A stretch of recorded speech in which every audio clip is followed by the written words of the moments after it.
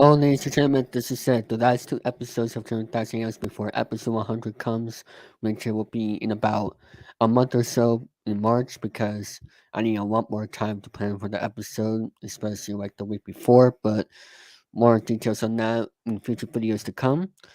But right now, we're just going to focus on the next two episodes, which we're doing right now, and also the next one, the call stream Monday afternoon. But right now, we're doing an interview with Jimmy C. Legit, Troy Scow. It's great to be here. Last time I was on Chilling3000, we were talking with Jesse Carter and all that. And uh, Yeah. since you had helped me with my WWE Friday Night SmackDown, even though I didn't ask for it, but then again, you helped nonetheless with Eric. I feel like I owed you one. So you helped me. I helped you. So this is why we're doing this interview. Yeah, that's why originally I was going to do something like this like later in the summer, but uh, for that reason, for my children said, I started doing it now. Welcome everybody to the stream here as we're talking about asking children questions until his stream there in about 2 hours. So hope everybody's having a great Friday night, and let's get That and I have started. to get some things situated, but don't worry, it wouldn't take me too long, just a few minutes because priorities. Yeah. So tell everybody about yourself, children. Well, real name Jordan Little, but stage name and is now and always will be as of last year the Youngblood Outsider Jordy Scow, and my username is JMANzLegit. I've been back on YouTube since 2019, and I have been working on with the Rant N Rave podcast, the project that me and Brand have been doing for almost 3 to 4 years, and I am very proud of it. We are like way past the 174 episodes. Next week will be 175, and in 25 episodes after that will be episode 200. A very good milestone and accomplishment for both of our ends. And on top of that, I've worked on various projects with a lot of people from within the network community, whether it's David or Brandon, Eric, and Alex Parez. And soon you will see me in various projects, in the coming future with said names. But other than that, I am just thankful to be here. And despite the ups and downs I have had, within the last couple of years, whether they be good, bad, or indifferent, I really do appreciate, everybody that loves to watch me on my channel, whether it's on someone else's channel, just for the sake of entertainment and, for all your, enjoyment. Indeed. And that's why we like doing these videos for those reasons and also to have fun. Because mainly You I know, like doing this for fun. I don't do this to get paid. I don't want YouTube's partnership because YouTube has become, very political and very picky when it comes to who they want to, support with their partnership. So honestly, yeah. I don't need their dirty money. Yeah. I don't really, unless, well, all I know is that you need Google AdSense, but other than that, not sure how YouTube money works, but we'll see. But, um, how did YouTube start for you? Good question. YouTube started for me when I was just a little kid. I think it was when it was in its early stages, back in the late 2000s. YouTube was founded obviously in 2005. I did not operate a computer at that time yet. Oh, hey, Romy, how are you doing? Also, YouTube uses an automatic system for nearly everything, and it's pure crap. Yeah, I can understand that. But yeah, Where are you reading that comment on your TV or something? yeah, I'm looking at my TV. In fact, I actually got Oh, you on my TV right now with me on today's episode. Hey, no. how are you? Okay, so Then is that you anyway? um, but yeah, back to the answer. I discovered YouTube back during the late 2000s. I can't remember which year. I think it was 2008. I think when I started using a computer because one at the time I wasn't big in computers. I was mostly into being video games and all other stuff. My mom could probably tell you the rest. I mean, I don't think I mean, I did use a computer when I was a kid, but only for kid games. Yes, Uh, I meant Adam. Unlike you. oh yeah, G4L. I know who that is. G4L Shimaru. Oh my god. Uh, I think that's Adam. Yeah, but anyway, Uh, so yeah, I got into YouTube mostly in like 2008, 2009, and it's funny. I was also inspired by YouTube by I think 2 to 3 people. One of them has really went sideways and completely you know lackluster and become very stale. But two of them I still enjoy to this day.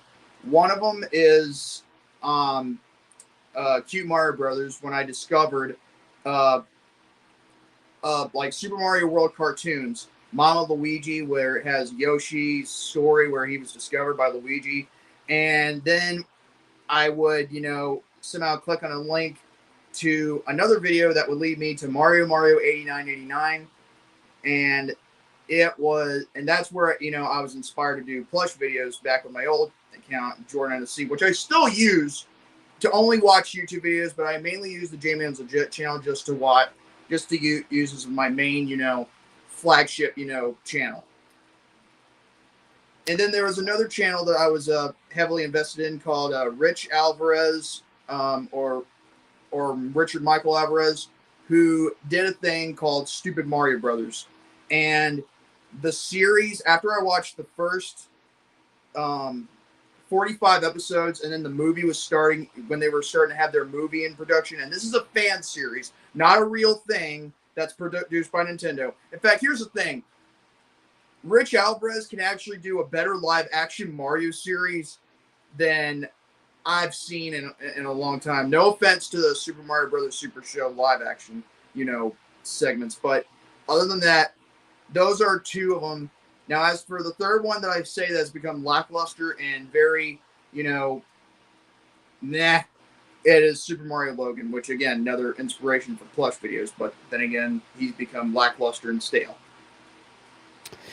and right now I say hello to Jose, Romy, Adam T4L, and William. I'm not sure how Adam came up with G4L, but it's okay. Um, You say other what? than you, I'm just wondering like how Adam came up with G4L, but that's just my Oh, wondering. I think I think the G stands for guineas, which is shortened for guinea pig, and I think the 4L is for life, For life. Um, or other guinea than pigs for YouTube, life. But yeah, other than YouTube, what are your main interests, my hobbies? big my big interests. My big interests, other than YouTube, is well, obviously video games, but mostly I'm mostly into Star Wars. I've been into Star Wars ever since I was a small child. Um, I remember watching the first three movies, I believe, until the Phantom Menace came out, I believe, and then I grew up in the prequel trilogy, which is some people may have mixed views on it, but that's just my view. And by the way, Romy, the only thing that sucks here is you, so be quiet. I'm telling you, I mean, you got a bald head like Kurt Angle, where I just feel like I want to say, "You suck, you suck, you suck, Well, you actually, suck, this is what Yankee sucks. suck." Oh my God, oh yeah, play the Kurt Angle theme and just chant the "You suck" chant at them. That'd be funny. But So, anyway, so yeah, my interest. But not only am I into Star Wars, I'm also into anime as well. And yes, people can say I'm weird, but that's just me, because I mean, I didn't get into anime immediately, not until I watched Dragon Ball, and I was watching it for free on the internet. I found a website where I could watch anime for free, and yeah, there you go. You're welcome, bitch ass. Anyway, uh, Um, so yeah, I watched Dragon Ball, then Dragon Ball Z. I mean, that's what got me into Dragon Ball, the franchise, the anime franchise.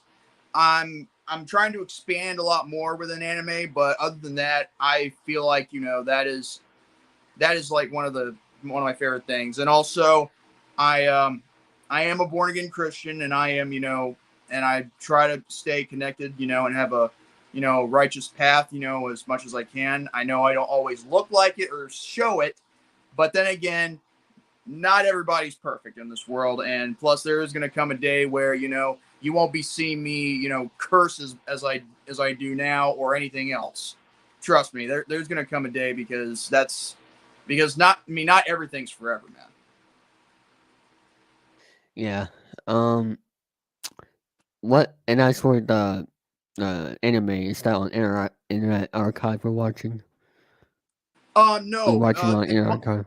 funny you should ask. And I don't think this website is around anymore because I think it got terminated. But I think it was dubanime.net. I watched it on, and this was way before I discovered Internet Archive. Trust me, it had a rabbit hole of a lot of anime that you couldn't possibly believe, and it didn't just have Dragon Ball; it had lots of stuff. And you know what? I mean, it's a shame that it got changed a lot, but you know what?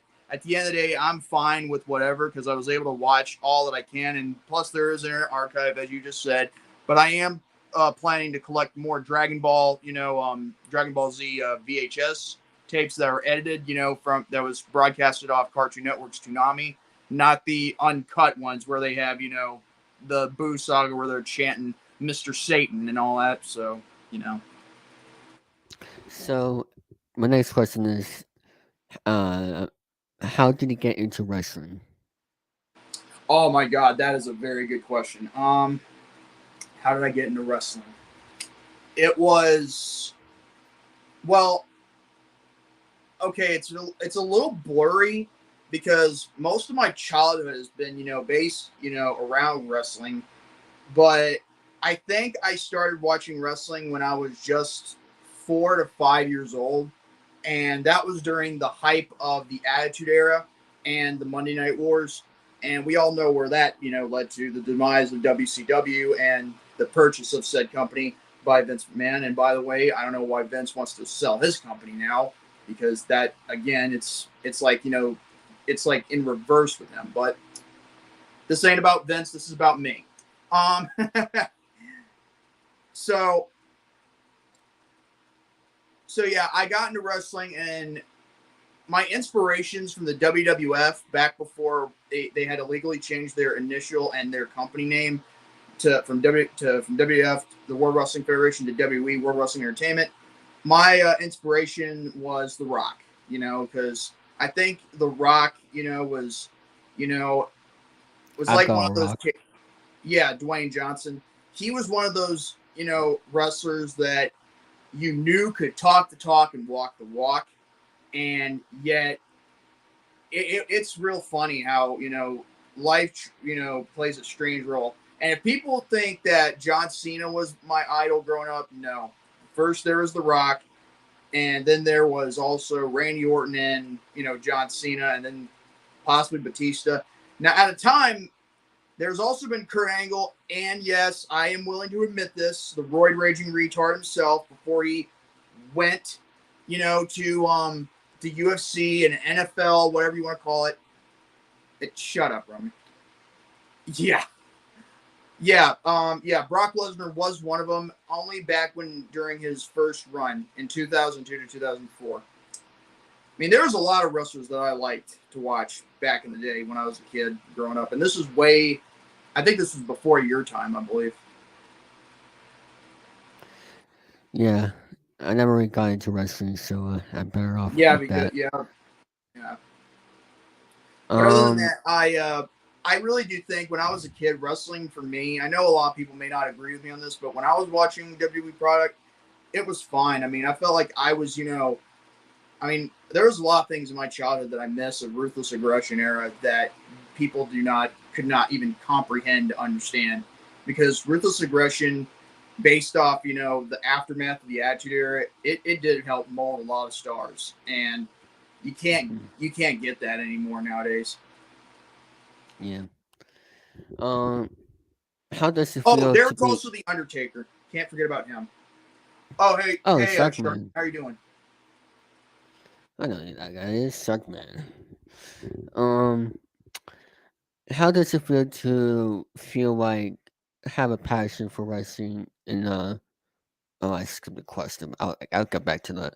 How does it feel to feel like you have the passion of having to watch every single wrestling event on TV every week? Well, I think when it comes to passion, I mean, sure, I can watch what I can, but I can't watch everything. I mean, it's only to what I can get to the extent of my power. But Mhm. I will say though, the passion of having to watch wrestling is very, very strong. I am deeply, I feel deeply about the business. I care about the needs of other wrestlers, and I don't care what race you are and what gender you are. I just care about the talent, and not a lot of people, just a lot of people don't really take this as seriously as I do. But then again, I don't take it like a religion or something. I just try to take it with a grain of salt from time to time. But when it comes down to most things, wrestling to me is a very important industry that that can provide you entertainment because that it's in the because it's part of the industry, sports entertainment. But at the same time, there's not a lot much going out there because a lot of people just don't seem to get opportunities as they do anymore. But as far as being passionate, I'm really proud of it. But as the years have gone by, especially with the politics, and I'm talking wrestling, uh, not American politics. Um, I think it's gotten very disappointing because people just want to whine, moan, and bitch all the time, and they don't want to earn things like they should, and they don't want and they want to kiss up to the boss and all other stuff. They just don't want to do hard work. I think of a guy like Edge back when he was in his first run with the WWE, and he, you know what, he did what he was told every time he stepped out there. You know, even when he had that live sex celebration with Lita, he didn't want to do it, but he did anyway. Why? Because he always did what he was told. Because that's how you do business. And my passion, has tend to fade over the years, and then again, that's just probably me being open of how I feel about it, being passionate about it. Absolutely. And hello there, Jeffrey. Welcome to the stream. Now, the question I meant to ask is, have you ever been to any wrestling events? Yes, I have. I've been to two indie events when I was a kid before I went to my first Raw in '06. Now, funny that you get to hear this. Back in 2006, I went to my very first Raw television show, and it was up in the I think up in the rafters, I believe.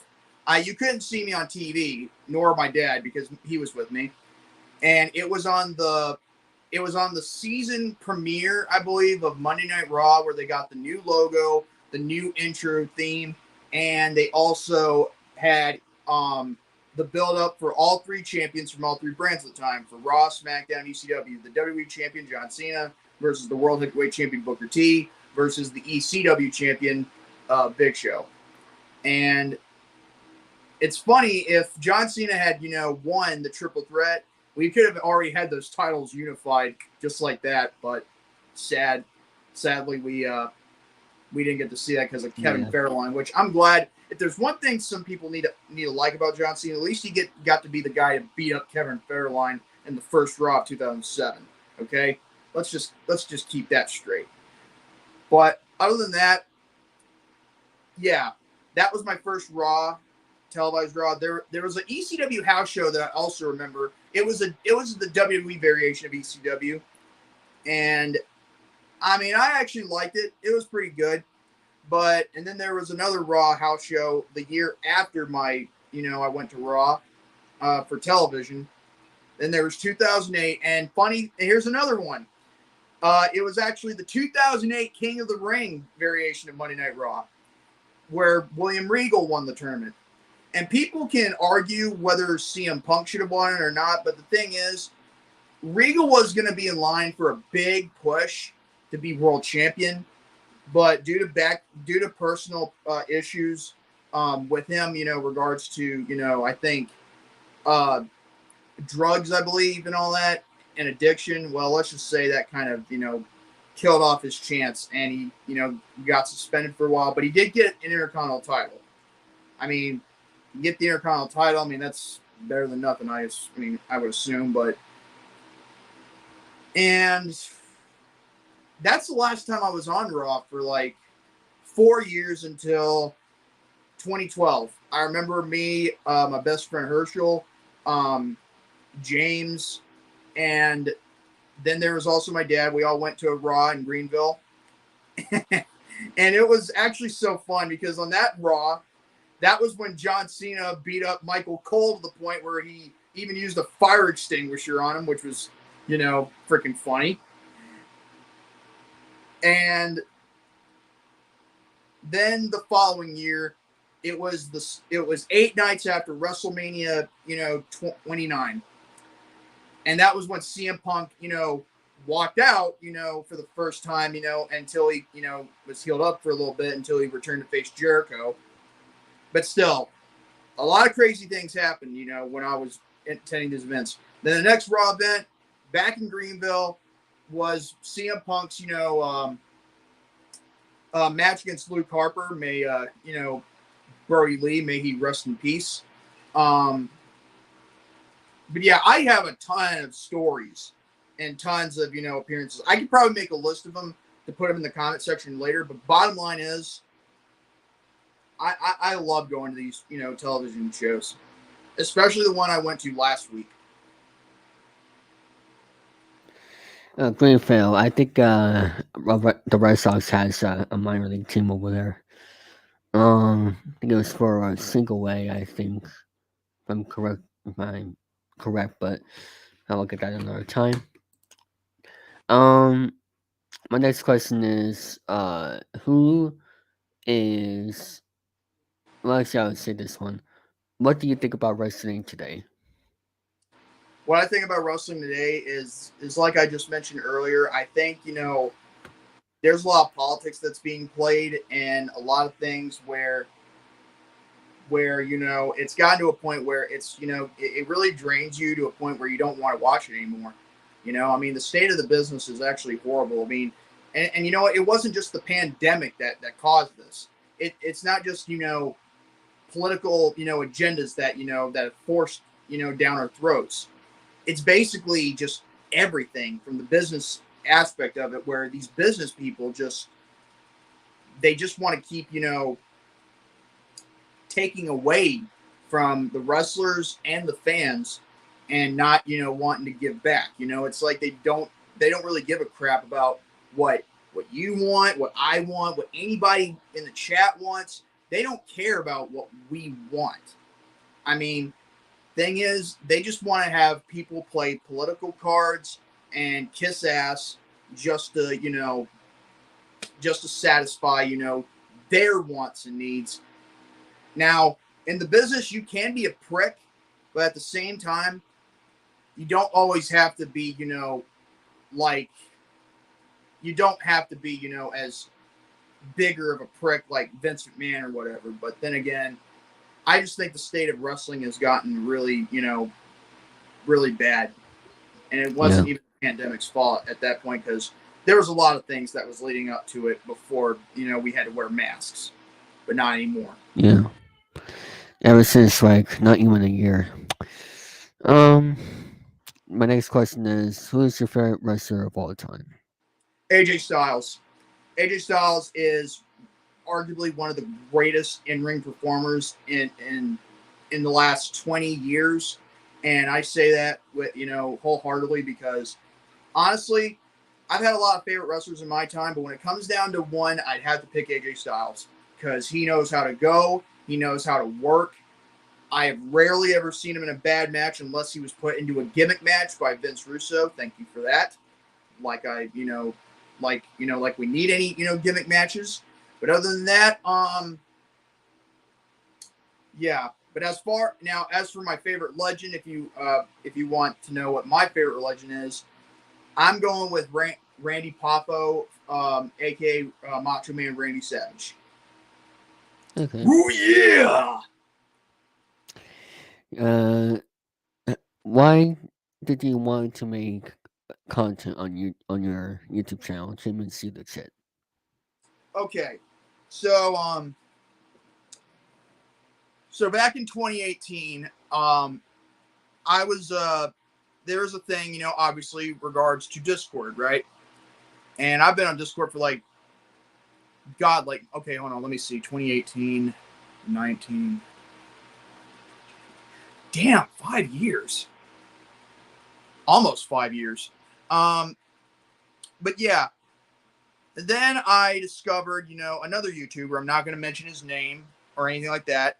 That he was also doing game shows on his channel, and I was thinking, if this guy can make over 1,000 subscribers just for dedication, and it was only like what 5, 6 years tops, then hell, maybe I can, do something. But then again, I didn't want to use my Jordan SC account. I wanted to use the JMANzLegit channel because one, I was going to use that for gaming content, but never got around to it. Too lazy, and plus I had a lot of things, that was, that I had something important, doing at the time. But as far as doing it in 2019, I really do not regret having to start doing content again back in 2018. The only regret I do have is the Wrestle Converse Mania podcast that I used to run.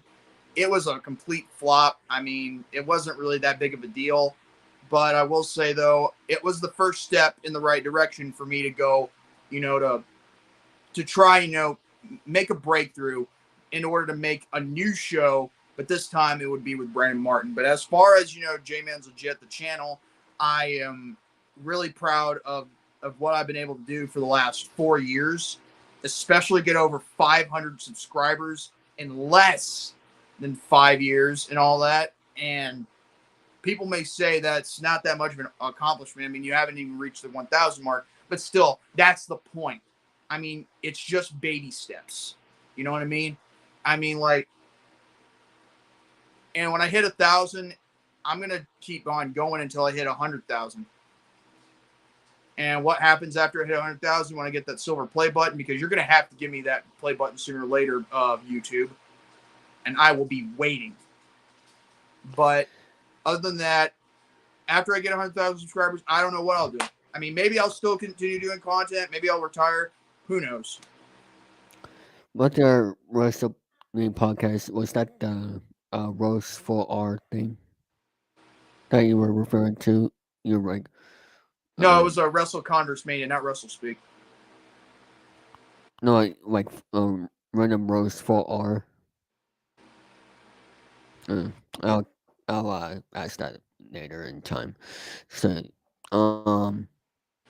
now as for YouTube, did Dante has something to do with you getting into the picture, if I remember?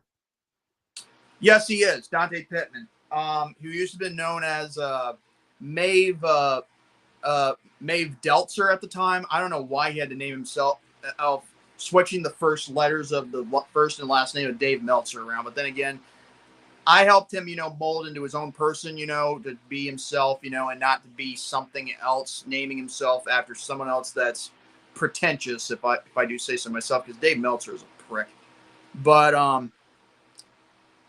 yeah, I give a lot of I really do think Dante was what helped me get back into the game, and I want to, if he's watching this, I want to say thank you for, giving me some motivation and inspiration to come back to YouTube, because honestly, I thought, I'd never do YouTube ever again. After 2013 and all that, you pretty much thought I was done in most cases. Now, I know I used to have over 100 subscribers in the old channel, but now it's lowered because I no longer do content. However, because I've been putting more time and dedication with JMANzLegit, yeah, I mean, at least someone was able to influence me to bring back, bring back the old mojo that I used to have, to do this and love it. This I was trying to ask about your old wrestling podcast. If this is what you were referring to. Oh yeah. Yeah, that one was also a failed project too. I mean, Oh, not so gonna lie. the other one was completely separate. Okay. Yeah, the other one was completely separate. Yes. Yeah.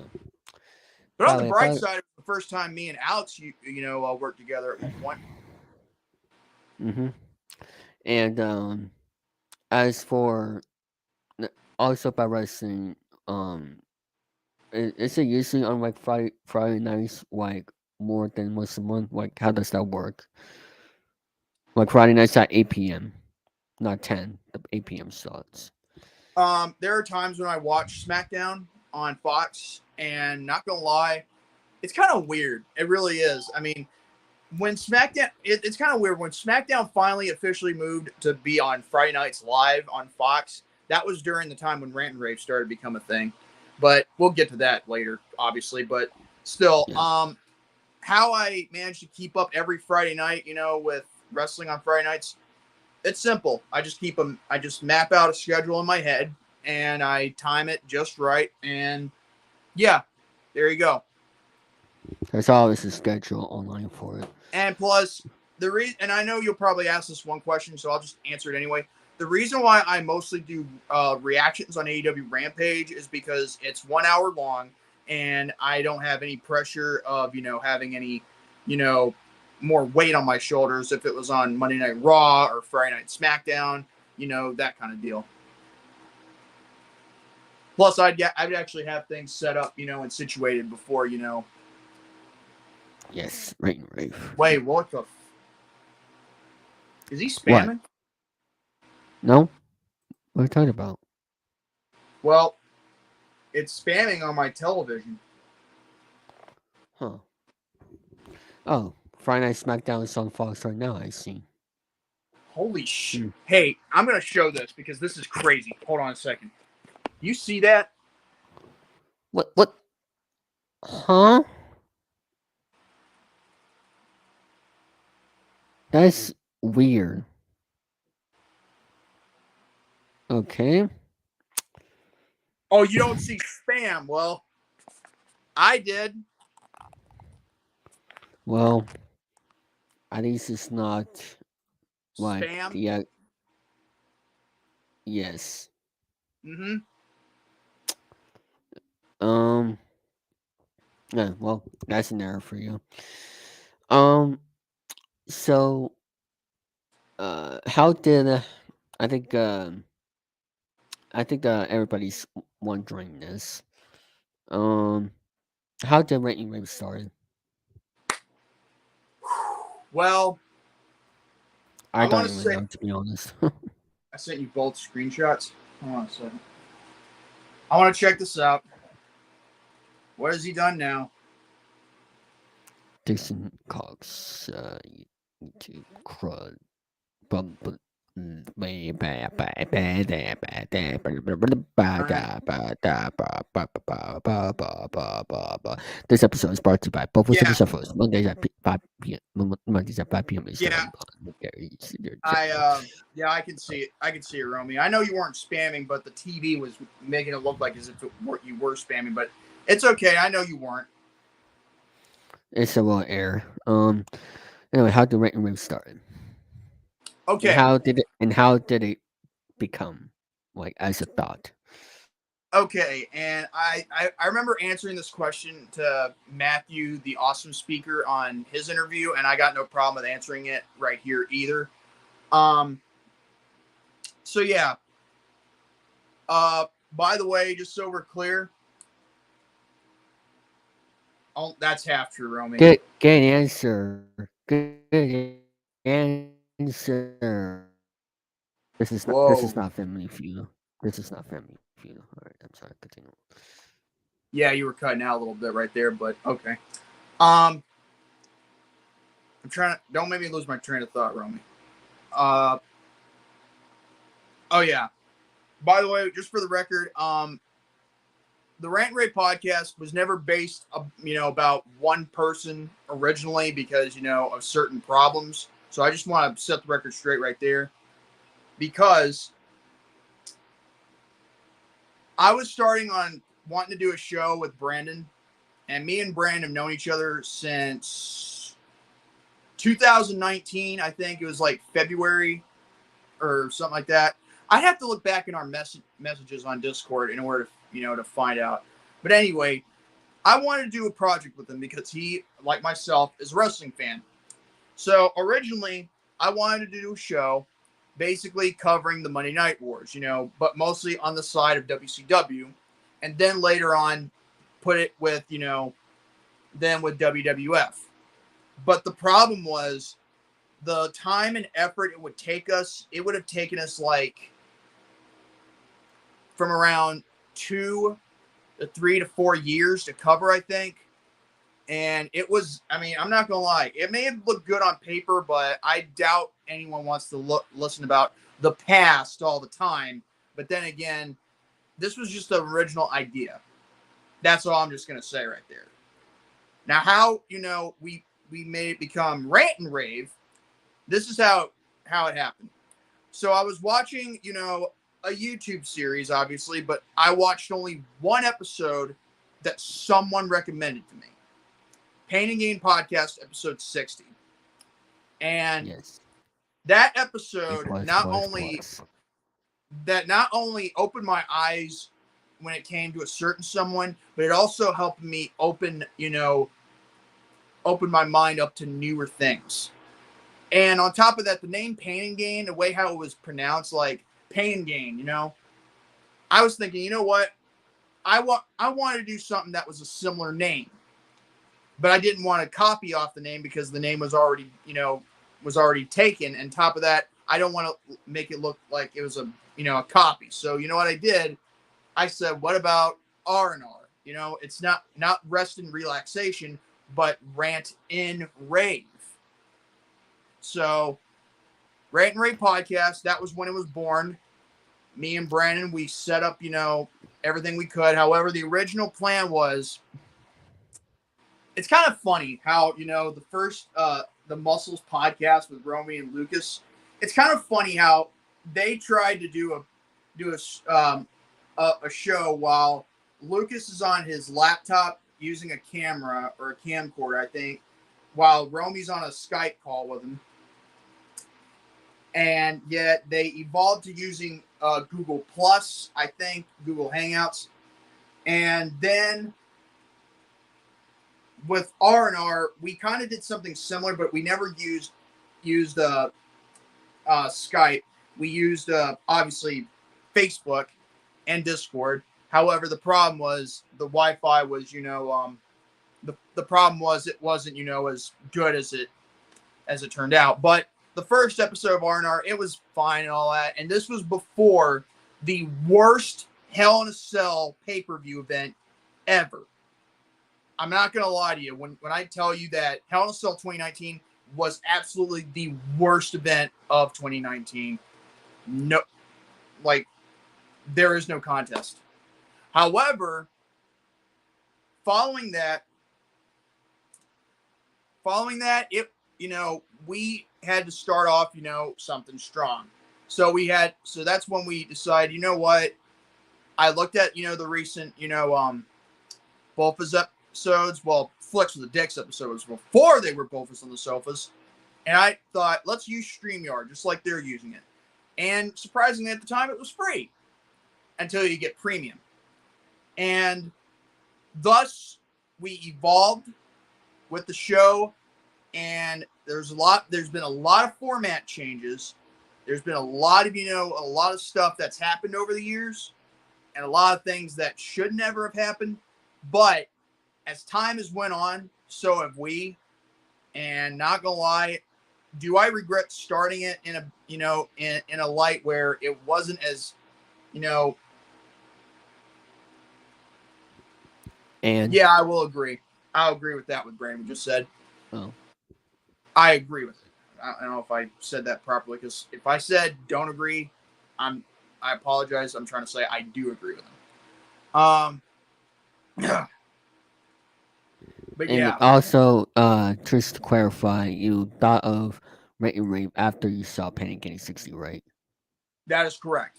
Only based Okay. off the name, like something similar to the name, not not entirely like it. And as for like starting a podcast with them, that was after you discovered it. Okay. Well, I was planning on starting a podcast with Brandon before I even watched Painting Game. To be honest with you, About the same format with Rant N Rave. something like that. Continue on. But yeah, that was basically the first, few years. Now, I know a lot of episodes that we did weren't, entirely the greatest, even though there were a few interviews here and there were good, especially our first one with Drexel, by the way. Shout outs to him for creating the logo for us. And yes, I don't mind having to pay to have a logo, done for as a thumbnail. But other than that, at the end of the day, it was, it was good. The first year may have been, the year of, lots of ranting and raving and all that. But as the show evolved along with ourselves, yeah, I think Yes. I think the show itself has become a success. And it's not because of me, and it's not because of Brandon either. It's because, we try to, do things as, as a cohesive unit. But Brandon needs to be given more credit than ever, because without his channel, there wouldn't I be agree. R&R. I agree with that. Brandon should be given more credit, and I don't know how he does it with booking interviews. Well, With ask him in an interview, and maybe he'll tell you. Kevin Henry. No, I'm talking Oh, about Brandon. oh, actually, Brandon. I thought you said okay. Um, but yeah, I don't know how he does it, If but Kevin Henry does maybe he interviews, can. hey, I mean, if he's willing to pay for interviews, for certain celebrities, I mean, I'll be like, kudos I to you, mean, brother. he's a radio personality. Well, Or he used to. then again, he's got the voice for radio and the face for it too. I mean, by the way, Brandon, feel free to. it's kind of funny how Brandon, things turn out, with me and Kevin throughout the years. And not gonna lie, episode 12, then 100 episodes later, episode 112. and by the way, Brandon, feel free to answer my question about interviews with live chat if you want. But about Rant N Rave, I gotta say the episodes of 2019 to the pre-pandemic were A plus plus. Episode 10, I will forever remember that episode because me and Danny Oh were yeah, doing you and an Danny were experiment. you and Danny were messing with us, during that time. We're just doing an experiment, nothing Yeah, an dramatic. We're just experiment to doing an know how to experiment. be a nuisance. That sounds familiar. Um, and also, If you plan on asking me about episode 29, Romy just referenced it in the chat. But here's the thing: if you want to ask me about that, I don't mind talking about it. I really don't. yes. Um, but I gotta say, overall, the 2019 episodes were great. You know, uh, that's just the classic ones.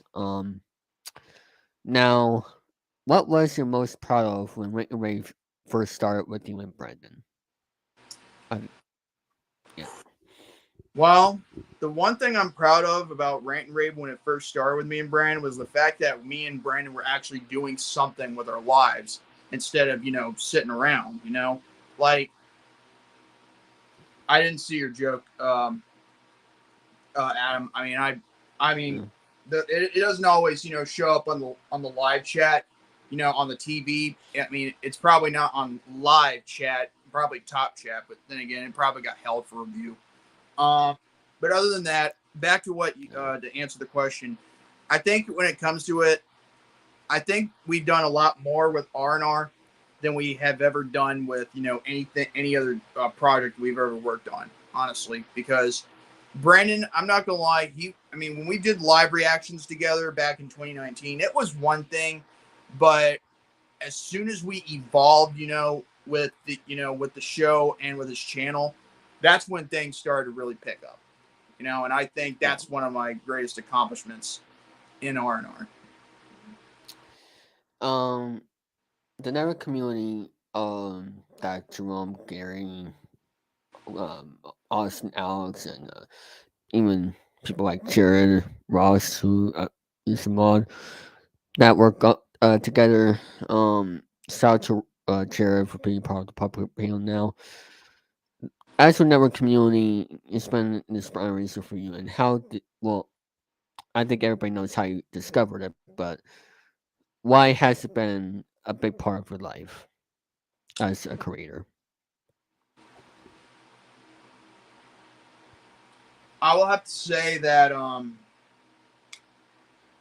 it's become a part of my life because of guys like Romy and Gary and and I'm gonna also give Lucas credit where credit is due. Oh yeah, it's Lucas as well. But even though I haven't really gotten to meet Shane personally, even though I can understand why because he's extremely busy and understandably so, but yeah, it's become a huge part of my life for the very reason because of not just episode 60 of Pan and Gain, but because because of people like Romy and Gary. In fact, I've gotten so close to them that to a point where even though Romy does bust my balls a lot, I have found a mentor, in him, and he was able to Deservedly show me, so.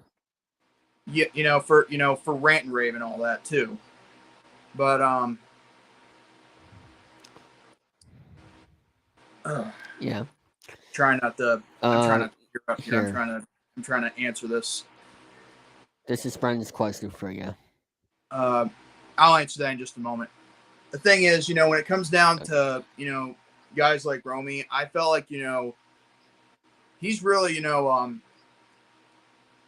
even though there have been times where he's been harsh, still there has been times where we've been been very good with each other, and we've also gotten to have a lot of interest in common, and there are times when I have been down and he was there to help me up, and I will and I will say though that I really do love and respect him for helping me out through my darkest times, and that's something I can never I don't think I could ever repay. But then again, considering back what happened in November, maybe I did pay for it. But then again, who knows?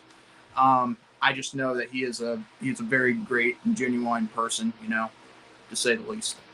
Now, Same here. as Jerome far as is as far as Jerome my is a great person. favorite interview, by far I'm gonna have to go with Ranniversary 3, the one with Victoria. Oh, I'm And well. I know that sounds off, the fact that I'm saying Victoria off the bat, but here's the thing. Lisa I Marie know. Varon deserves to be in the WWE Hall of Fame. Second, she is a pioneer for women's wrestling to actually get people to, like also and for the knockouts as well of TNA, now known as Impact. As far as I'm concerned, I consider that one of my favorites. Not gonna lie, because it was entertaining, and even though the rest of the show was sabotaged, at the end of the day, I actually loved the interview. That is the only thing that I liked about in the last 3 years we've done R&R. For my two favorites, Steve Miggs and Randy West. Well, Randy West was something you were a part of, obviously. Yeah, That was the and week before I came back. When I was on hiatus. thanks much to Brandon for doing that. As he booked that interview back in January of that year, and also back to Rome. I can say the same thing for myself. He has I'm helped still me. not. I'm not over it either. In fact, that's Oh, I was like going to say something else, but that's like 2 years of your life. Just a lot of but emotion being used against you. You know what I mean? but as for Jerome, like he is, one the great, uh, not well, I guess content creator, even though he doesn't upload anything on his channel. He's like a content creator, but he doesn't do content. Let's just say that. Yeah, yeah, and he is almost a good guy. Yeah, Wait, wait, wait, wait, wait. Super Romy, entire internet. Romy's a good guy. Yeah, unlike one person who considers me to be the worst individual on the entire planet. Ha! Would you ever do an interview from Grim from Grimm's Toy Show? I'm open to that. I mean, if Grim is up for it, I mean, and if Brandon can book it, I got no problem with that. I've never really had any issues. Grim, I think Grim is he's a very good content creator. And on top of that, he's a very comical wrestler. Yeah. And also shout out to Jerome for also helping this channel out, from time to time when, Same with my available. channel as well. In fact, here's the thing. Romy's gotten to the point where he actually can hang out on Chilling with Jordy. And I got no problem with that either, because anybody can hang out, except for few that I have issues with. You're like this at college. Anyway. So what is your favorite experience about Rant N Rave episode 29? Okay. Yeah, I won't play it on stream, obviously, because obviously whatever you sent me, I am, Whatever you have, Shark Man, you can put it on the memes channel on my server if you want. I'll give it the green light for that. Anyway, continue. But anyway, what was my favorite moment of episode 29? Yeah, like what was the experience like, without giving any in-depth detail, except for the games. Okay. Well, honestly, when it came down to it, it was an honor and a privilege to work with Romy on that episode, because that was the episode where I had to keep, Brandon and you and Andrew at the time when we were all co-hosts together, from being a target. Because, however, Mr. Low IQ bitch face Magoo, all because of his, undying love and his, and his boner for WWE 2K20, and I bet he's still playing it to this day, thinking it's the greatest video game ever since sliced bread. A slice of bread. Sorry, or in his case, since you can't use a knife properly, it's probably torn with your hands, bread. But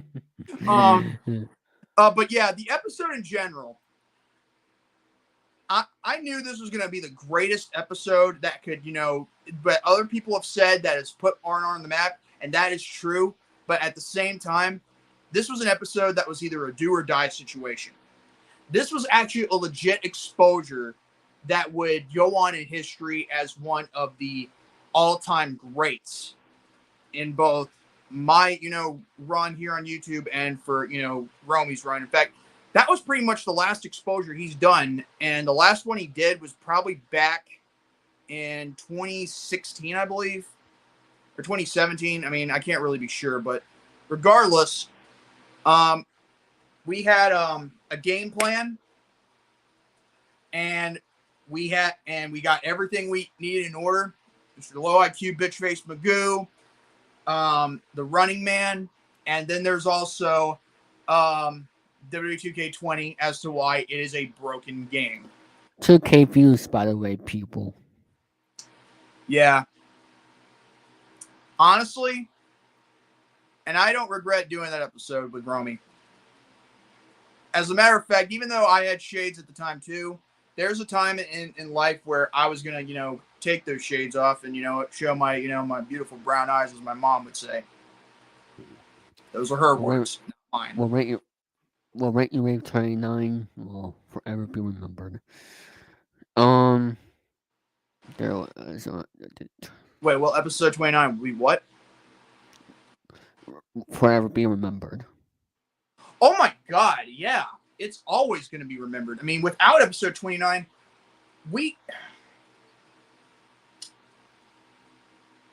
episode 29 would, is always going to be remembered as one of the greatest episodes of all time. And it ain't just because, Romy was on there, and it wasn't because, I was on there. It was basically of the promotion that we did in it, and it was also because, based on one person who was becoming a giant ass on this platform. And guess what? Mm-hmm. You never hear or see him again. I should know. I've checked. Yes. Now, Um, episode 130. Oh my God, what was episode 130? no, he said 130 something around the 30s, but I think it go to the popular section and see. But Yeah, I can look at that. I do know one um, episode got a lot of views, and it was only because we were paying tribute to Scott Hall. And God, it's almost been a year since he died. Damn. when you do Rant and Rave every single episode, what is that one goal of a message that you bring to people when they watch? To keep to do what Sophie taught me, have PMA, positive mental attitude. And Hmm. even though there are times where I'm at my worst, I want them to know that I give my best to the table, what I bring to it, and I also want everyone to know that even though I may look angry from time to time, I'm not always going to be, this person that rants and raves all the time.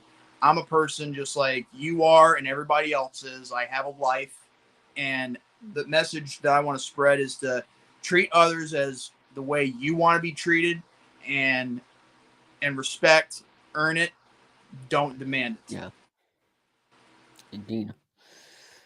Um, I guess I'll ask this: wrestling rants and rhythm rules for R. How did that start? Like, how come you wanted to do that podcast for like 2 episodes? Yeah, well, it was going to be more episodes, after two, but the thing is, there was a lot of problems. Yeah. Lots of words you spell, man. Um, yeah, it was supposed to be a project between me and Eric, but the problem was Eric was unable to be available at the time slot I was using the show for. But at the same Which time, was? I think it was on Fridays. I can't really Oh, be sure. I mean, I have to look back on when it was uploaded or when it was streamed and then look at the date because honestly, thing is, in order to make a good podcast, you need better timing. Now, most podcasts they would probably do things in a monthly basis or a 2 week basis. But with R&R, like I've gotten used to within the past year, is a weekly basis on Thursdays at 8 p.m. yeah, that's what Chilling3000 Hangouts. I will be going back to doing it once a week after episode 100. I'm planning Once on I'm bringing back Chilling with Jordy myself. I just don't know what time or place I should do it. I mean, I'm going to continue on with the Paper Mario, the 1,000 Year Door walkthrough, obviously, but you know, um, let me see. So you see the how did you see the Paper Mario walkthrough that I did for the N64?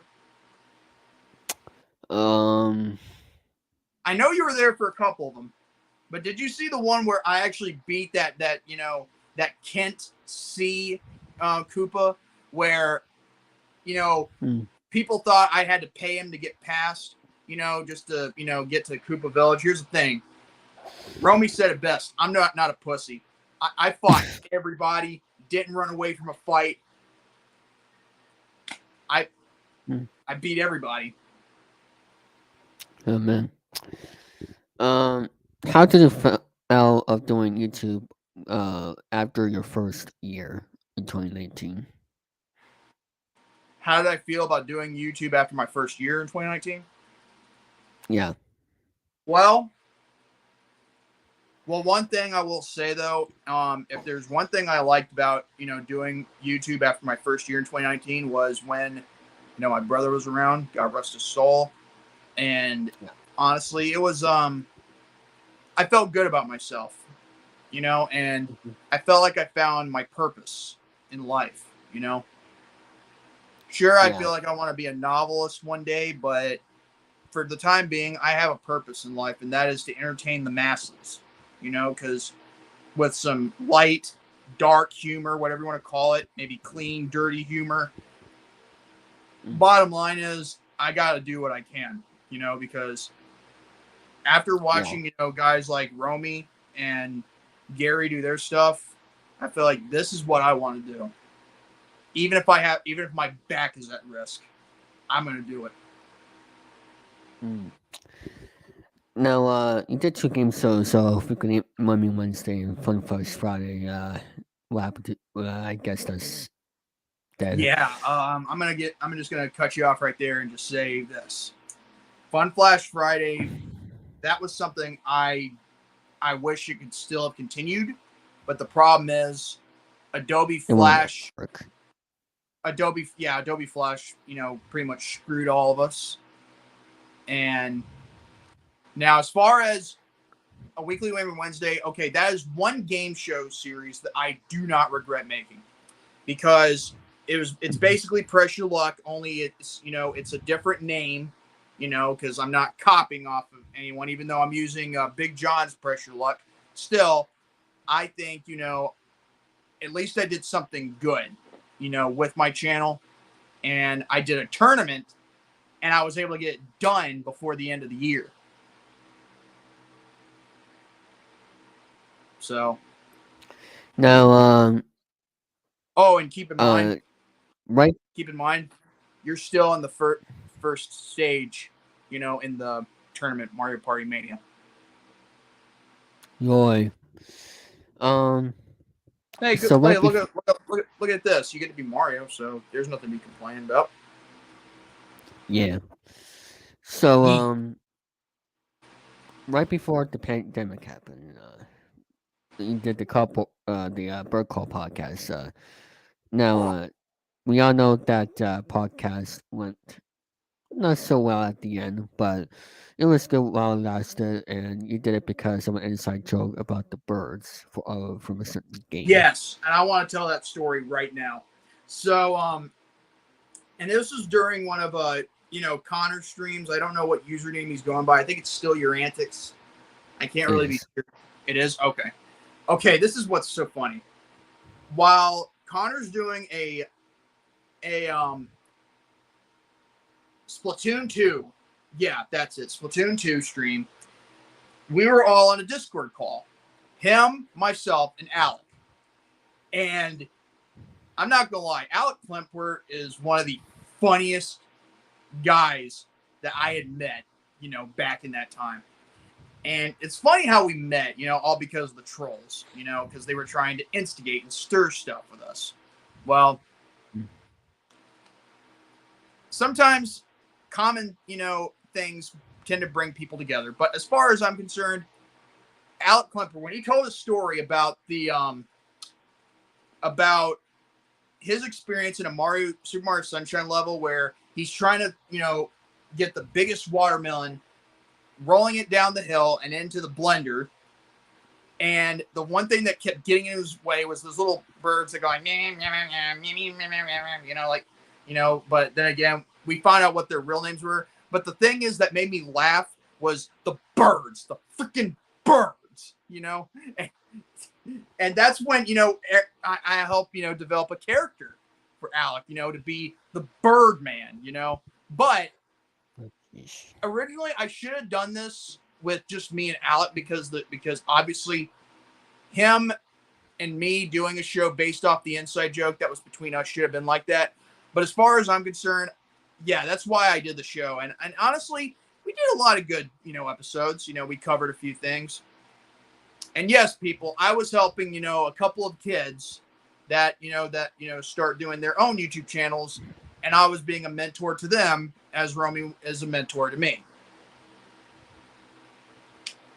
It's like, Yeah, passing on what you know to the next generation, as it were. I'm pretty much the same age as them almost. Yeah, I've taught you a lot Um, too, except there's one problem: the fact that you keep hitting that block button. well, yeah, those are fast times. Anyway, so then coming, at the time when we all had to be shut down, which was kind of crazy. Um, you introduced me and some Andrew hockey guy to become co-hosts of the Rant N Rave podcast. Now, Yes. no, I didn't think Andrew had the experience of podcasting, But that was just my opinion of bringing him on, even though he was just there to fill in the spot, as it were, every other week.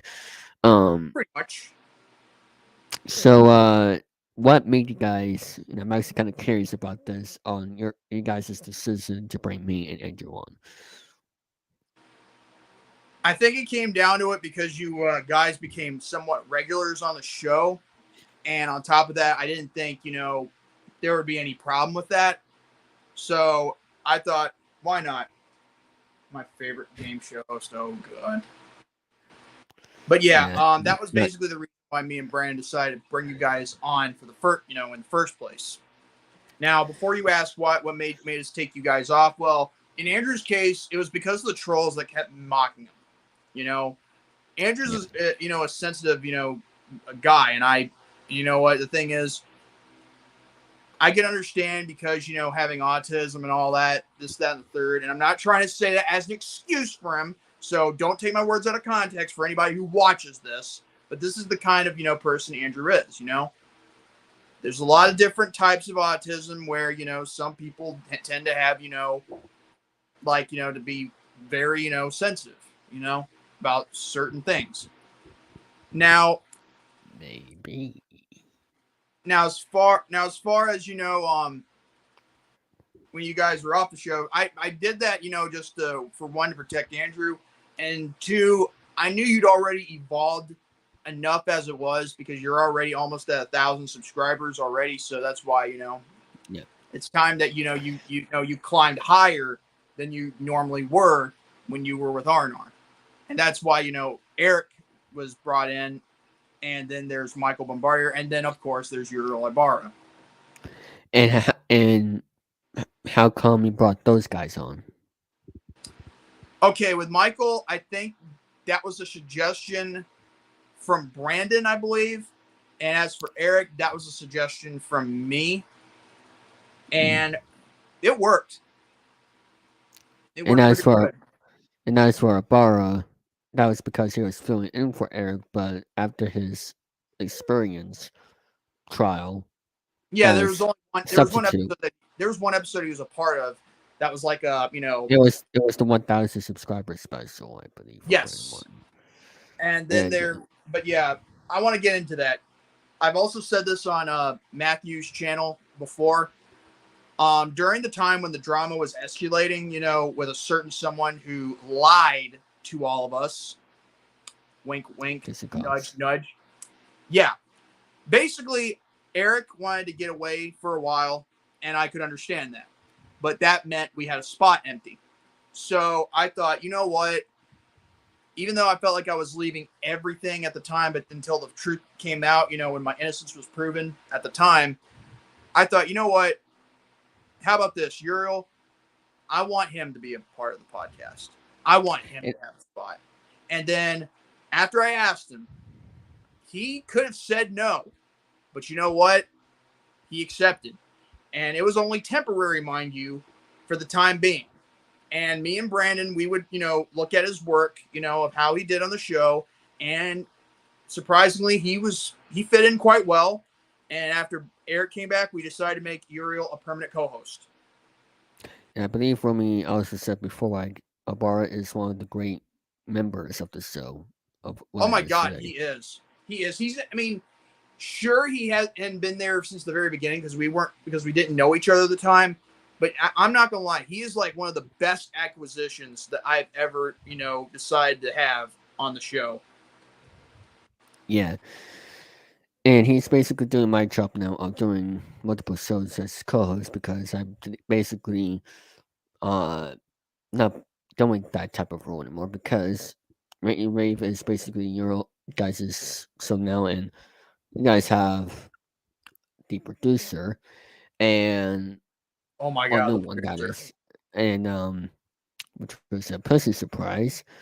And for me, I basically Chilling3000 is basically my own thing now, and um is um well yeah um but back to what I Paul was Blart, saying. Blart Mall Cop 2, I believe. That's what he means by Lard ass too. Oh, by But the way, I just love when he said this in episode 4. Lord ass, Lord ass. What? They thought this fat hippo was funny. someone sent me a voice message of that, please, a messenger, thank you. Um, something like that is but yeah, no, bro is great. A great member of Rant N Rave, and that's your guys' so I'm just And I stand basically by my decision. He is my favorite, co-host. Yeah, okay. I said it on Matthew's, interview last year. Well, at least you're not putting any favoritism. Um, Oh God, no, there's no favoritism. I just think he's like my favorite co-host. That's it. yes, yes. I hope I'm not getting a nosebleed because otherwise I will run out of this room. Um, so what is my next question here? Um, coming 2020, you decided to do Chilling with Jordy. Surprise, you only did um oh surprisingly back in December 2022. That's only your 100 episodes because in 2020 it seemed like you'll get more episodes from that during that time period. But what made you decide to do Chilling with Jordy back then? Okay, so I'm gonna probably, probably not bring up any names when it came to doing the Chill series, but there's only one name I'll talk about, and that's Daniel Rolfe, aka Tanuki Maru, Hiroshimaru, whatever you're gonna call him. Back when I first met him, I noticed he did streams where he just hung out with his friends. And I was thinking, you know Mm, what? Maybe I should do something like that one day, but then again, it never came to mind. But then there was another person that he had issues with. Not going to say who, not going to uh, talk about, and not going to bring up like the channel name or whatnot. But I do know I wanted to see if they could hash things out one on one. But they had already done that. So, but then that person said, instead of making it into to a hashing it out thing, why not make it into a chill stream? Then Sophie popped up in the live chat, one of my favorite Jam Game members, and not gonna lie, I love that woman to death. She thought about calling it something chilling Monday chilling with Jordy or something. I don't know. It was in the live chat. She said something like that, and that's why I put in how about chilling with Jordy, and and that's why mm, I say put in credit to Sophie MX, because without the name, without the Jordy name, and also the inspiring of a chilling idea, the name wouldn't be as a success it is now than it was back then. yeah. Um, you're a retro game fan. Can you show us your retro gaming collection? I don't I don't think I can, but I will say though, if I do, I'm gonna do that in a separate video. Okay. Or how about this? When you come on my channel 1000 episode 100, you can show it then to save some time. Because I'll Probably. be doing that. Because I'll be doing that show for about I don't know But the 5 hours. key word Because is probably. I'm not yeah, saying yes and I'm not saying no. yes. Do you play any instruments? This is actually a question from Danny. You play any instruments? No. Oh crud! Will you ever play polka? No. All right, Well, moving on. can Danny take those questions and blow it out his ass? Yes. Um, I don't have anything problem. I don't have any problem with Danny, honestly. I mean, me and him actually, um, settled things, last year and all that. So yeah, yeah, the polka belly, yes, yes. Now coming 2021. You were part of the Bozo. So now, what was your reaction? Uh, for Abara putting you into that call. We won't go into information of like of who everybody was I in know that where this is call, going. but what it well, I know what what you're is talking. your reaction? What is your reaction when Ibarra puts you in that call? Actually, well, funny you should mention it. It wasn't just Ibarra. I think I was the one who put a few people on the call, and I think it was you, Ben, and then there was someone else, of course. I'm not going to drop any names. But honestly, when we all had fun on that one call, it was actually, the beginning of something for Ibarra because it inspired him. Because you don't normally get, Mm. inspiration nowadays. And honestly, it helped him out in the long run. And that's the one thing that I do think that was good about Bozos. But as far as Bozos as in general, I mean, it's tainted, and it's only because of one person, after what But happened. however, coming next week, we'll be doing the pilot episode of the Thumb Berries. So stay tuned for that. Uh, Uh, well, actually, isn't there a wrestling stream? there's going to be a live reaction stream on Saturday. Oh crap! We'll That's why I talk thought to it it. was this Saturday. But let me Well, tell you, if he's still planning on doing it next Saturday, I will be there for him.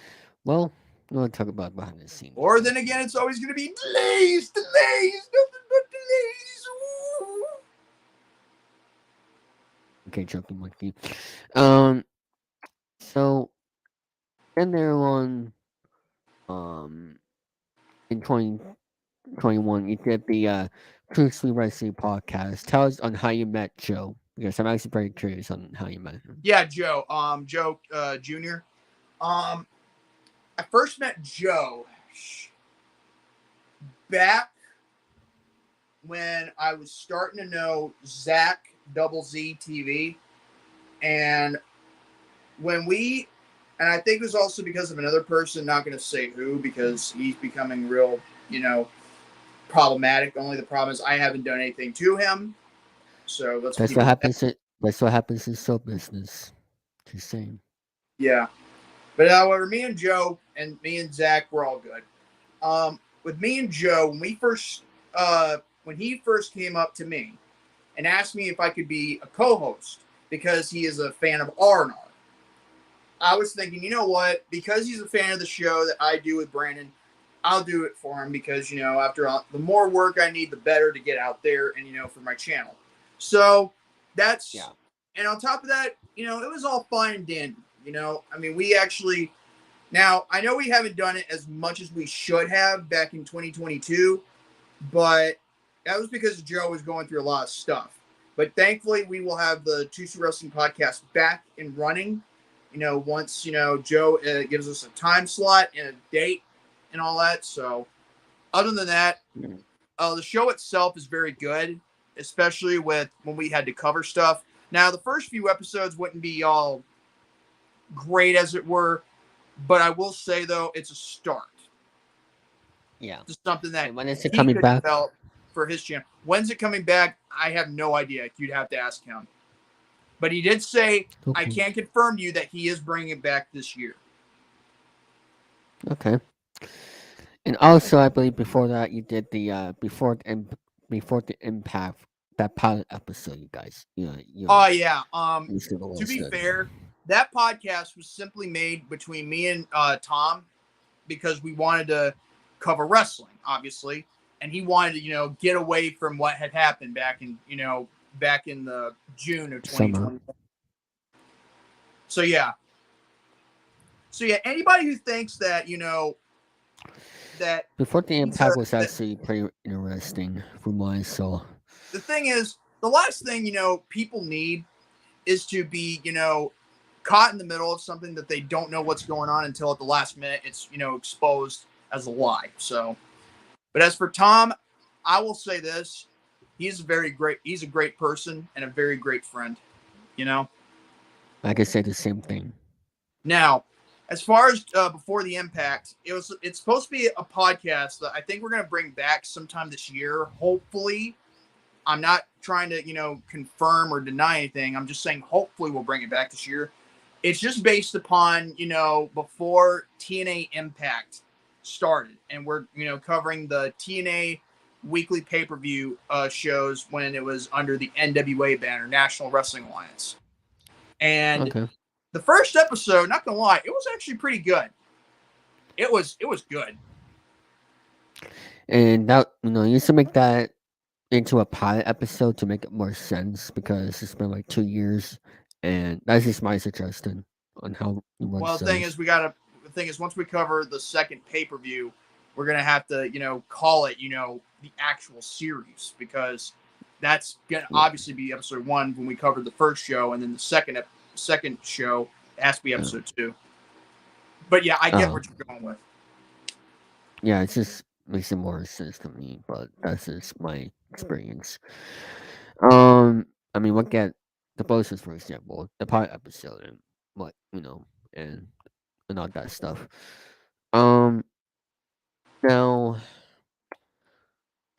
later, and of course, in December 2021, Rate and Rape episode 112. Tell us about that great episode right there. Oh boy, hang on to your seats for this one, folks. Now, everyone knows this as an episode where it was the first time old enemies became good friends, and because of a common, you know, struggle, because someone was wanting to throw a lot of people under the bus, innocent people, to try and destroy a community and destroy. In fact, not gonna lie, this is like one of 2 times I've saved a community, with Mm, somebody. But the last community I saved, I did it by myself. But again, I'm wow. trying not to blow smoke up my ass. Um, so yeah, I'll say his name, Kevin Henry. At the time, me and him may have had our history, but I will say though, I'm so glad that me and him are good friends now, and especially episode 112 proves that me and him, what we did, because this had to happen, not because Yes. not because we wanted it to happen. Mm-hmm. See, needs and wants are totally different things. It needed to happen because we wanted the whole thing to stop with someone trying to instigate and stir stuff. We wanted to, to keep a community safe, because we don't want it being destroyed by someone who has a personal agenda against Kevin, and also against Brandon Scruggs, again, another good person. Yes. And on top of that, if it wasn't, for that, that very topic, we wouldn't have even, been able to actually have one of the greatest episodes of all time that year. By the way, I want to point out something. On that very same week, we actually beat Bofas. Surprisingly, on that week, we beat Bofas in viewership. And it was thanks to not just the topic at hand, it was also the algorithm, because someone kept commenting on it because someone was brought up. Oof, oof, oof, oof, oof. Da, da, So let da, me just say da. this: if you don't want your name brought up, don't be a part of the issue. Whoa, your antics. How about them apples? Welcome to seeing you here. Your antics, Connor. How are you doing, man? We need to get back into Well, doing some streams together and all that. And I'm not gonna lie, I will say though. man, I mean, Okay, so yes, what? I'm balding right behind here, but guess what? That's life. The comment section exploded. Yes, that's what also happened, yes, because someone was so, angry apparently. And yes, that person has as said he was sorry and all that, and I can understand that. But here's the thing, and I'm give this to everybody for advice.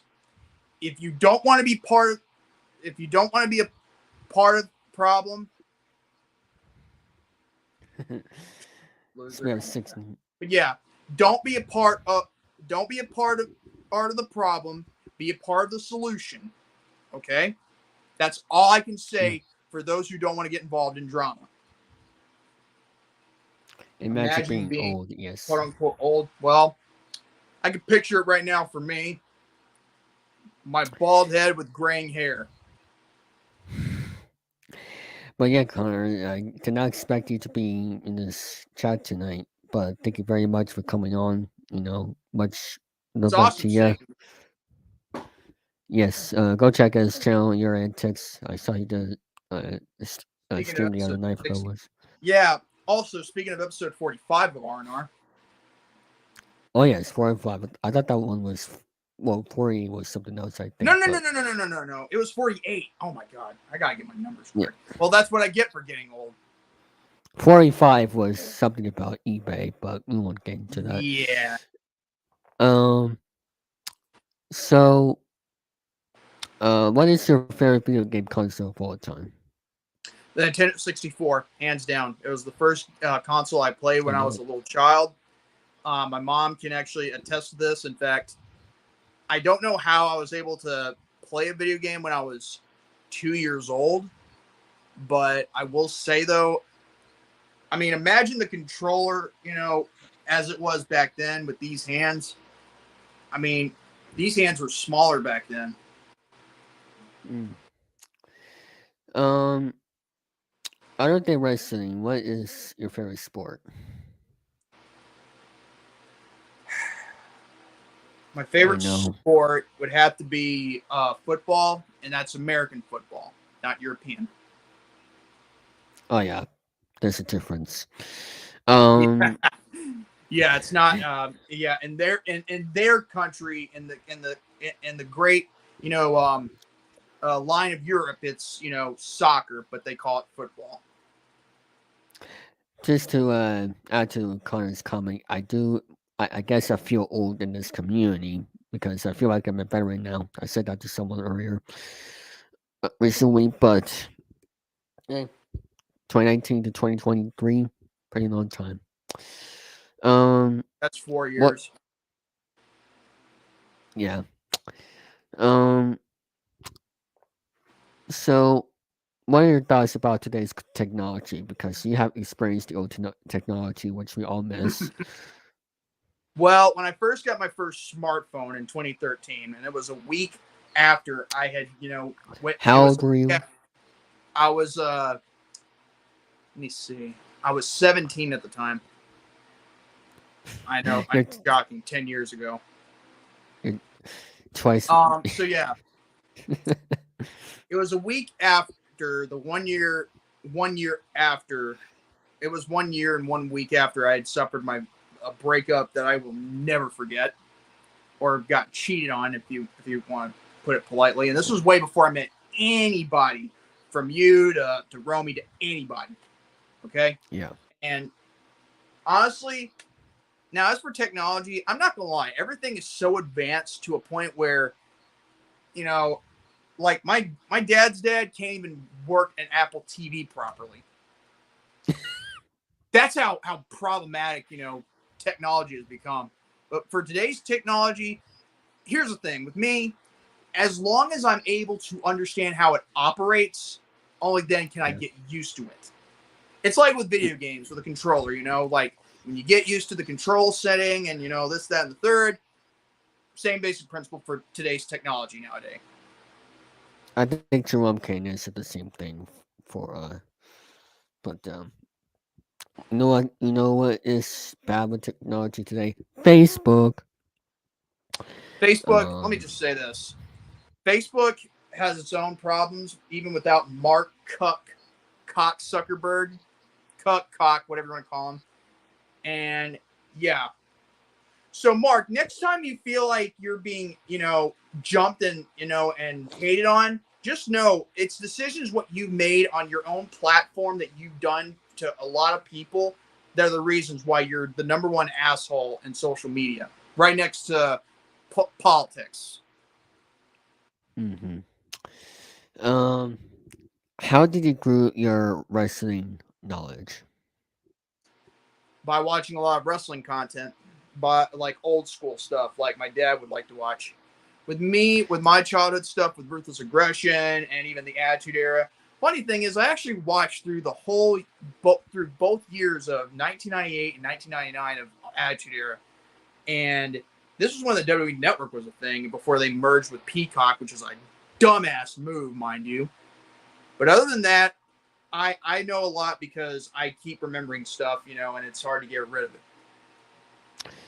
Now, if you have any advice for those who want to get into wrestling, what would it be to get involved? Just do what you're told, as long as it doesn't make you too uncomfortable. And if you're getting paid for it and it puts a roof over you and your family's head, then you'll get by no problem. And if you're in line for a push, do your job right, and it will, and eventually good things will happen. Well, I meant like for actually following the wrestling, like as for fun. Like how to As a get fan, into it. Yes. That's what I was trying to ask.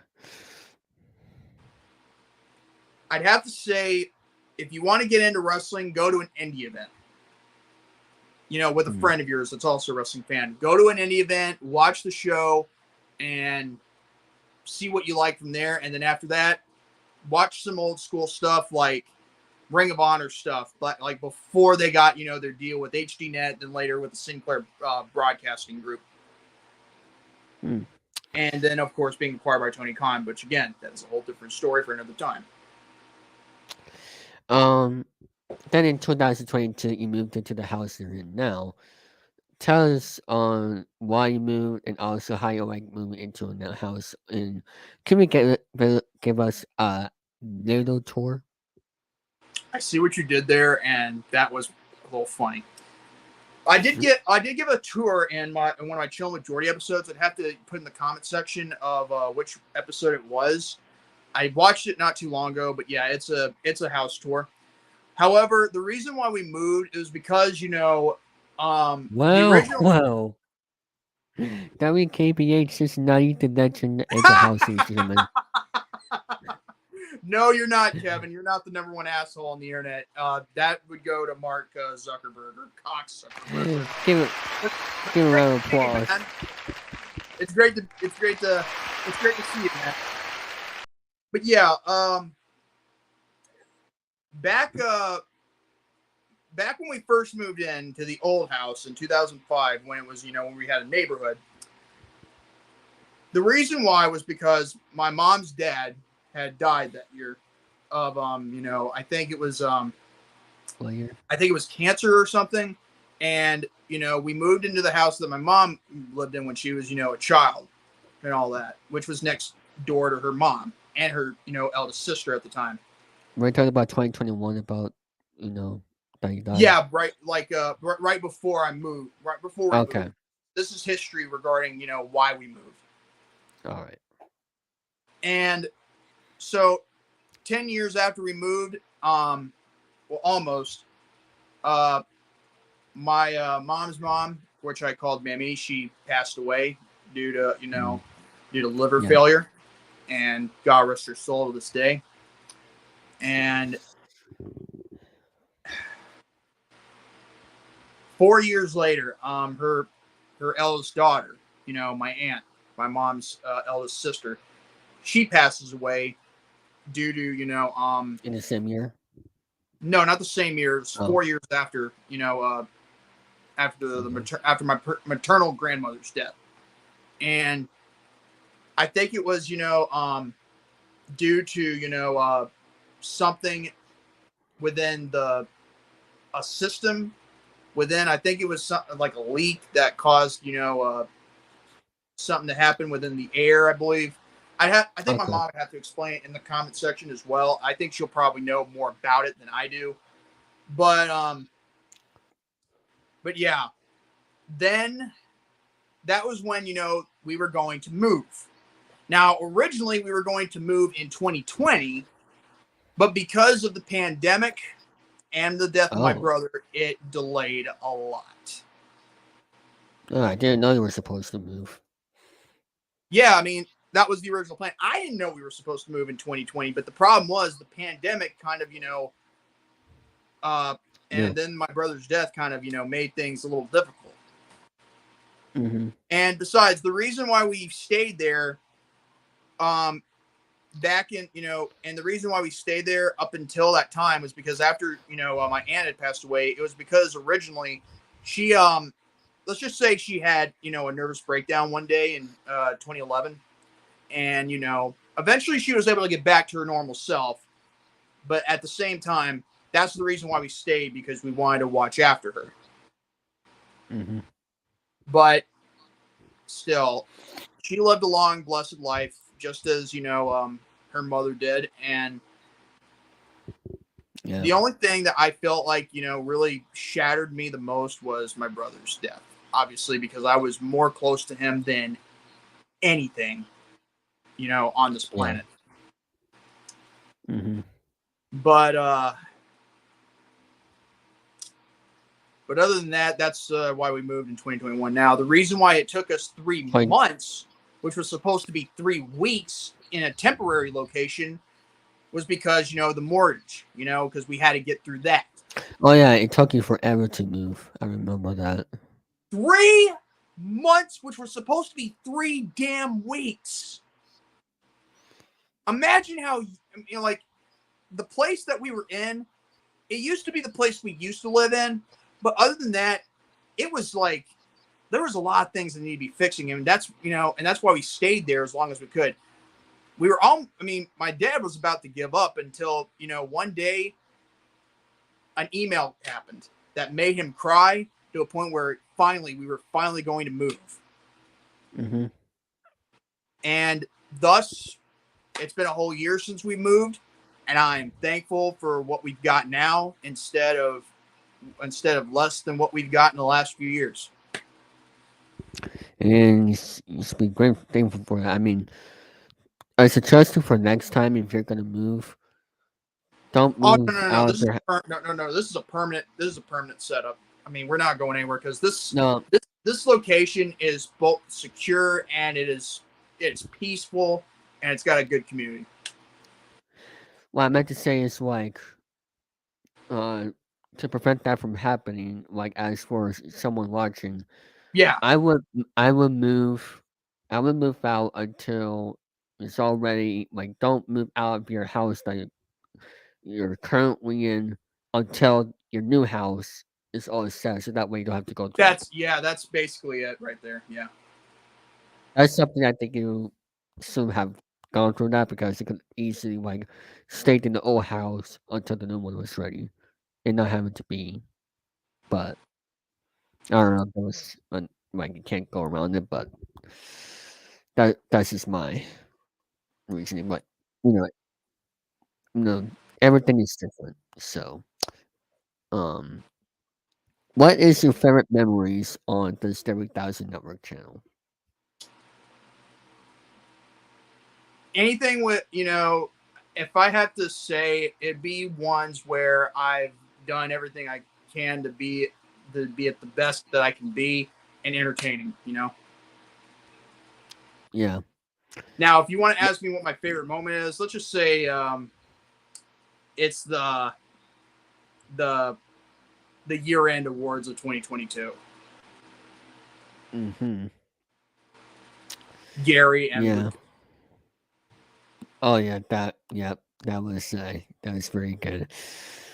Well, for me, I don't know. There's a lot. So Get the and out of here! Go away! And he's like, Gary's just screaming and shouting at Lucas. I had to put the solo out for the both of them. I had to do that. And he's like, and Lucas is like, but Gare Bear, love conquers all. I don't care. Yeah, that's a great moment. Uh, I'm pretty sure Jerome saw that. Uh, um, let me see.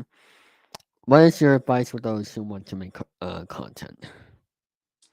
Make good videos, live stream every once in a while, and build your fan base and try to use as lot of hashtags as you can, like maybe current topics that have been discussed, like in the world of maybe politics or maybe in sports, maybe or maybe even on in the entertainment industry or wrestling, and make sure that your content is good enough for people to watch where they can, grow to love you and respect Yeah, you instead of just, viewing you on a casual basis.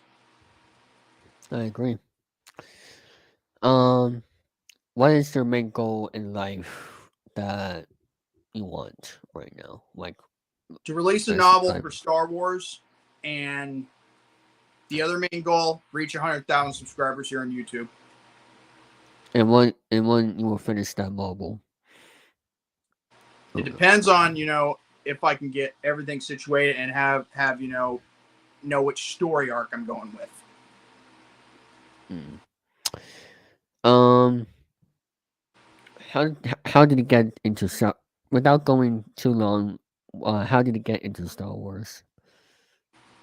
I said it earlier. I got into Star Wars when I was just a little kid. I watched the first three Mm. movies. Star Wars. Then there's The Empire Strikes Back, and then Return of the Jedi. Which Return of the Jedi is my favorite outside of the three. I think the greatest one out of the three is obviously Empire Strikes Back. But you can never go wrong with the very first film that started it all. Me, Magical. uh, me, Count Victor, and Bar watched the original Star Wars. We didn't watch any of the special editions for that 1977 film. We just watched the original on Air Archive, not the special editions. I have to say the original stuff is good, better than yeah. Yeah. Um, what are you proud of? What the struggles you have overcome, and are you in the right place right now? I still struggle with depression and all that, but I still say the only thing that I'm proud that I've ever overcome was being vilified for something that I'm not, and I'm also proud of overcoming, adversity and a lot of odds stacked against me, because if you like stack the deck against me, I'm just going to knock it down, because you can try and break me, but the thing is, you can't you can't even if you tried, because And yeah, I mean, it's you either pick yourself up and dust yourself off, or you just stay down. I never stood down. I believe the reason for depression is your brother, like the main Yeah, reason.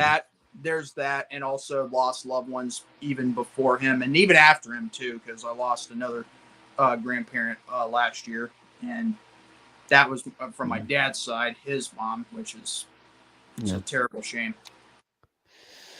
Um, do you have any plans to do with your money that you have right now, as for the future, if it's for the right causes or just whatever you want to do with your money? I know what you're doing, and I think you're a prick just for even bringing up that. But what I plan to do with my money, thing is, I'm not really concerned with money, like like like. Thing is, because money isn't everything to me. Yeah, What's more important to me is family, and we have to know that. Now I know a lot of people may not agree with me on that, but still, you got to consider the fact that there are friends that care about you, that they're like family.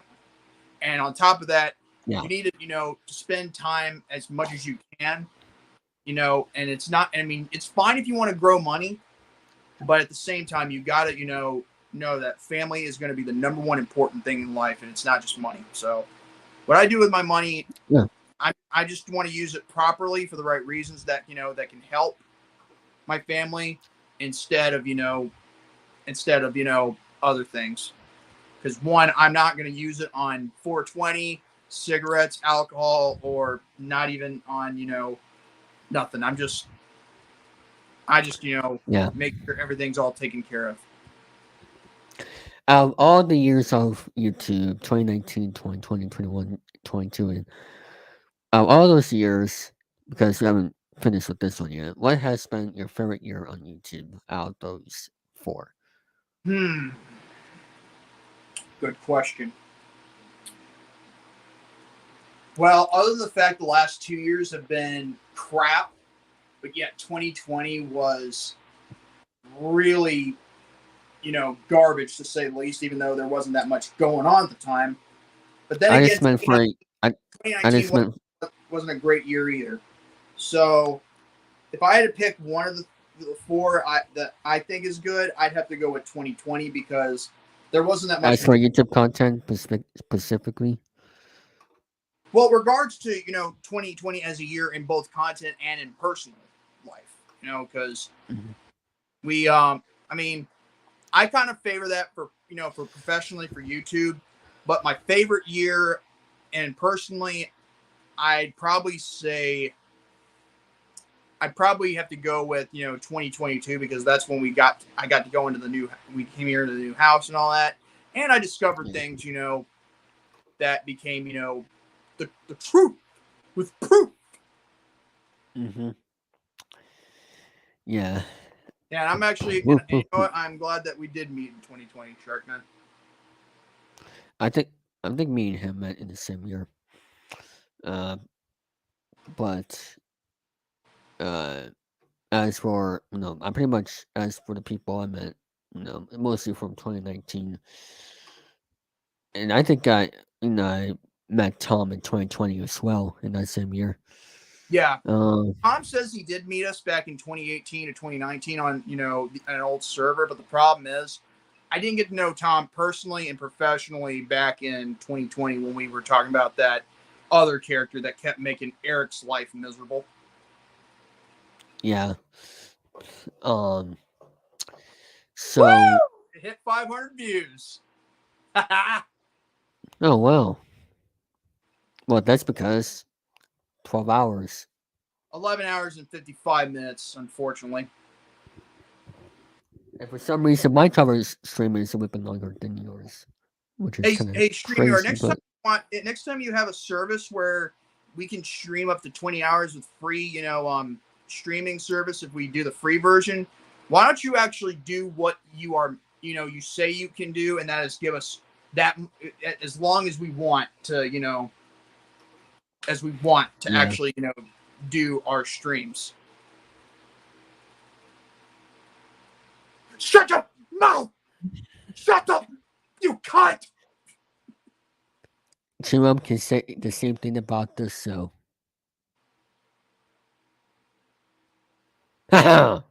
anyway, see, I got you there. I got you there. Jerome is the most viewed episode of this show. So Hey, Jordan, what do you think of Lower Tier God? Never heard of him. hmm. So Jerome is the main man of content of game views, which is something I was like not that power for. Is there any other questions? Tell us about Rant N Rave 24. Rant and Rave 24. The first time we did an actual exposure regarding someone. Now, keep in mind, I had got no issues with the, Mr. Contradiction or whatever you want to call him nowadays. I just know one thing that he should take that as a life lesson to not, to not, put yourself into a hole very deep that it's impossible to dig yourself out of. But I will say though, it was a thing that needed to be done because if you think you could just go around doing what you want without consequences coming your way, well, I'm sorry, that's not how the world works. Oh, by the way, yes, come to my game show streams. I'm bored. Absolutely. We're gonna tell us more about that, or is that it for Rant N Other Rave than the fact 24? that I think it was also another successful episode that helped R&R in more ways than one. At the end of the day, I just hope hope that guy gets enough help that he needs, and hopefully we can learn at for that with that episode as a life lesson. Don't bite off more than you can chew. Yeah. Um, what are your plans with the channel in the future? to keep doing the same content that I do, just gaming, chilling, and having fun. Like what's coming up this month? If you want to promote anything. I think I might do chilling with Jordy this month, but I cannot be sure what day and time I want to do it. But then again, I'll save that for the comment section. Yes. Um, I just had to make a little funny post, but Sarkman says he is a big time funny gamer who's very funny and his catch plays in GTA B. Um, what other video game consoles do you have other than the N64? There is the Nintendo Switch, Nintendo Wii, Nintendo Wii U. There's the GameCube, also the Super Nintendo Entertainment System. Haven't got the original Nintendo Entertainment System yet, but I will. Got an Xbox Series X, got an Xbox One, got the original Xbox, Xbox 360, PlayStation 2. I think you've seen it because I played Metal Gear Solid on Chilling with Jordy before. Mm-hmm. And I also got a Game Boy Advance SP and a Nintendo 3DS. Oh For yes, I have the handheld support. 3DS. I have the 3DS as well for about a little over 10 years now. Um, so how do you feel about Cherry being part of the Popcorn Panel podcast now, along with yeah? It's an honor and a privilege to be part of the Popcorn Panel podcast, but I will say though, it's crazy. But then again, not everything is meant to be normal. And it's a place where you can talk about movies. And yes, certain people can come on the live chat and talk about movies and stop worrying bofas and all that. So, Well, the reason why the show is great because well, on the film forum, I see people talking about movies, and I said this gotta be so someday with their knowledge because when you have knowledge to something great that you're very passionate about, that's something that you should turn into a show. And that's the oh only yeah, reason why it was great is because I came up with the idea that this with you guys' knowledge, just do the podcast because that will you know that will show people who your personality is. It's all about showcasing personality. yes, I agree. So that is gonna be it for this episode of Chilling3000 Hangouts, episode 98. I already scheduled the live stream for episode 99, which will be coming up this Monday at 5 p.m. Eastern Time. And for those who are wondering, why am I scheduling it for 5 p.m. Monday instead of the following Friday night? Is because both of us, Jerome and Gary's show is not happening on that day. Um, so I'm filling that spot for the network community to have something to watch instead. So that way I could get episode 99 done before episode 100, which episode 100 people will be coming up in March 2023. Um, once I figure everything out with the scheduling, the blueprint of the episode, you guys are gonna love it, and that's all I can say. There's gonna be some surprises in there, and you guys are gonna love it. And also, I said this to Jordan earlier today. During that week of when the episode comes, because I might have it be on I don't know, maybe Saturday afternoon. Uh, I plan to go on some different shows during that week to promote episode 100 of Chilling3000, like Rant N Rave. Um, maybe I'll ask, I don't know, Jesse. Maybe I'll ask, um, uh, I don't know, um, trying to think of other shows that are going on. Maybe I don't know, but just shows that allow guests on. I'll come on in this community and just ask if I can promote episode 100 because, like, what authors do with their books, they go on these talk shows, during that day to talk about their book. And that's what I want to do with episode 100 is just to promote that episode 100 and go from there. Um, so that is it for this one. Have a great Super Bowl weekend this Sunday.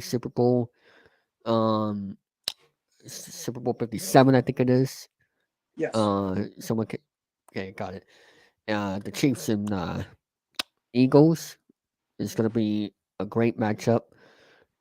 Also, two black quarterbacks facing each other for the first time ever, so that's going to be very interesting history in Super Bowl. And in the meantime, go check out Jimmy Signature on YouTube. Go check out um, the 080 Sarkman 17. Go check out both of us. Go check out Jeffrey's channel. Go check out WKPH Cincinnati. I'm gonna call him WKPH Cincinnati Connection from now on. I think feel like this nickname. You're an Antics and trying to T4L. I don't know if he does any content. Um, and of course Brendan Martin and William, and I think that's all I got. So, see you all next time. God bless you all. Have a great night and stay healthy for a That's Saturday tomorrow. my line. No, it's my line. My That's line from my now line. on. My nine, my nine, It's my my line. nine, my nine, my nine. My Don't forget line. to subscribe to the JMANzLegit Network for great more content like this one.